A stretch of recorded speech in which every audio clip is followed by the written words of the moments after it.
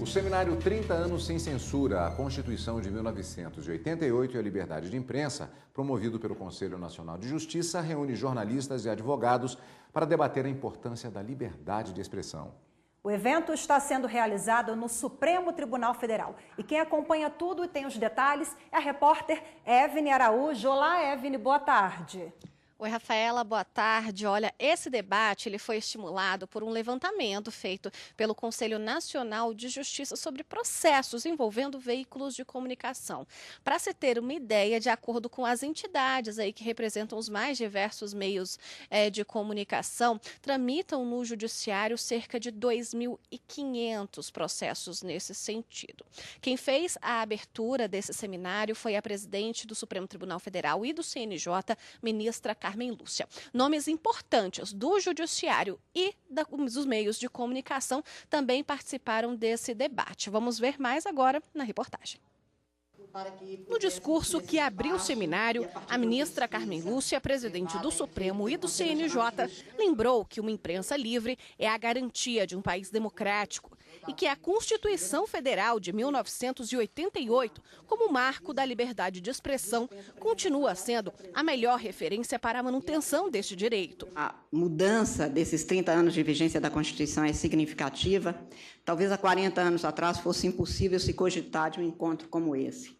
Há 30 anos estávamos a discutir a liberdade na sociedade brasileira que produziu a Constituição. Em 30 anos de vigência da Constituição, a mídia é outra, o poder é outro, a sociedade é outra, porque tudo muda, mas a Constituição precisa de ser reinterpretada para se manter viva e coerente com as necessidades do povo brasileiro, da cidadania brasileira. Membro da Constituinte, o jornalista Miro Teixeira, hoje deputado federal, destacou a importância do Poder Judiciário para assegurar a liberdade de imprensa e o trabalho dos profissionais da mídia brasileira.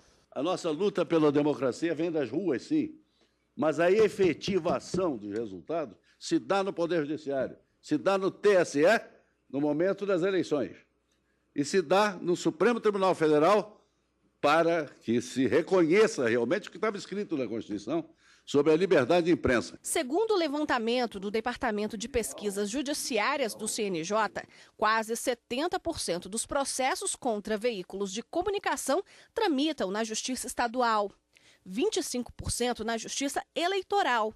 Difamação é o motivo mais frequente. Políticos ou partidos que alegam ter tido a imagem prejudicada perante os eleitores. A Constituição protege a liberdade de imprensa, indissociável da liberdade de pensamento, de opinião, de expressão, de acesso à informação e de comunicação. No Estado democrático de direito, essas liberdades se interpenetram e se retroalimentam. O ministro do Tribunal Superior do Trabalho e conselheiro do CNJ, Aloísio Correia da Veiga, comandou a mesa de debate sobre os desafios para uma comunicação livre nos dias de hoje. Coordenador do Fórum Nacional do Poder Judiciário e Liberdade de Imprensa, o ministro defendeu a criação de ações afirmativas que garantam a livre manifestação de opiniões. Nós que estabelecemos um pacto social com a Constituição de 1988, precisamos, acima de tudo, criar ações afirmativas, no sentido de garantir essa liberdade de pensamento. O pensamento não há como se inibir a sua manifestação. Os jornalistas Renata Lopretti e Fábio Panunzio apresentaram casos recentes de censura na imprensa brasileira e falaram das dificuldades de se fazer jornalismo sem que haja tentativa de cercear o exercício da profissão. Procurar, na prática, consolidar a ideia de que nós temos direito de resposta, de que nós temos todo um arcabouço legal destinado a responsabilizar e a onerar quem cometeu excessos, mas que tudo isso é pós. O nosso objetivo, a nossa luta é para acabar definitivamente com o pré, com a censura prévia, porque essa, na real, não acabou ainda. Em função dos 14 processos que eu levei como blogueiro, nenhum como jornalista da grande imprensa, porque como blogueiro eu sou vulnerável, eu não tenho o departamento jurídico da empresa para me resguardar.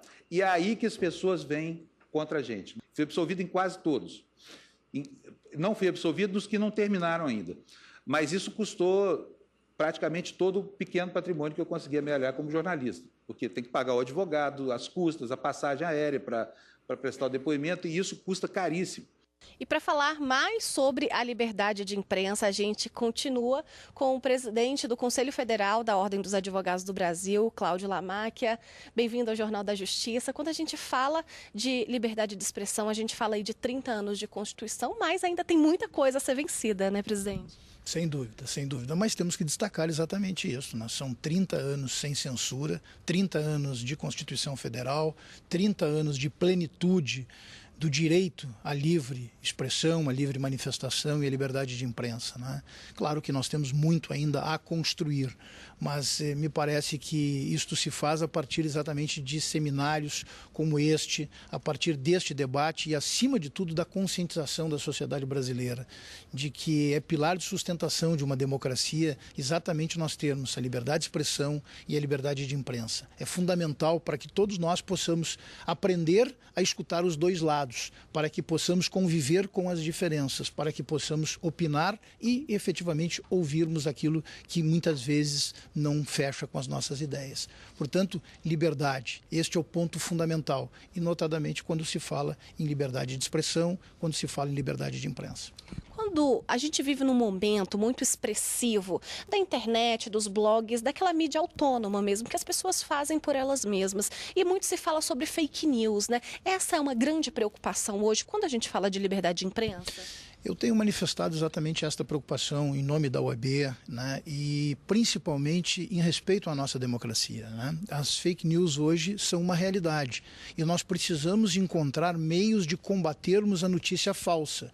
E como é que se combate a notícia falsa? Exatamente buscando a notícia real, a notícia verdadeira, né? Sempre que nós tivermos alguma dúvida sobre alguma coisa que seja publicado nas redes, nós temos que buscar os veículos com credibilidade para verificarmos se aquilo é verdade ou se aquilo é uma fake news. Porque a fake news hoje, notadamente às vésperas de um processo eleitoral, ela pode ser muito ruim para a nossa democracia.